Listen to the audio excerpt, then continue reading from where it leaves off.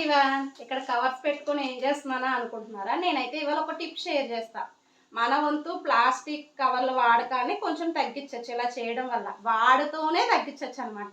అది ఎలాగా అంటే, మనం బయట నుంచి కవర్స్ వస్తాయి కదా, నేను ఇలా వచ్చిన కవర్స్ అన్నిటిని నీట్గా ఉన్న వాటిని చిన్న కవర్లన్నీ ఒక కవర్ బ్యాగ్లో, పెద్ద కవర్లన్నీ ఒక కవర్ బ్యాగ్లో అయితే పెట్టుకుంటా.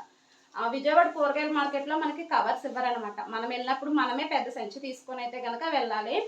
నేను దాంట్లో ఇలా కవర్స్ వేసుకొని చిన్న ఐటమ్స్ కావాల్సినప్పుడు చిన్నవి, పెద్ద ఐటమ్స్ కావాల్సినప్పుడు పెద్ద కవర్లు అయితే వాడుకుంటాను అనమాట.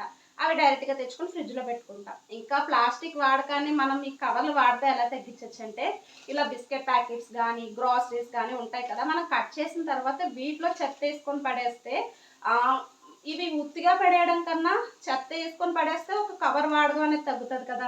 అలాగే చికెన్ మటన్ తెచ్చుకుంటా, ఆ కవర్లు కూడా నేను ఒకసారి వాష్ చేసేసి దాంట్లో చెత్త వేసి పడేస్తాను అనమాట. ఈ టిప్ నచ్చితే కనుక ఫాలో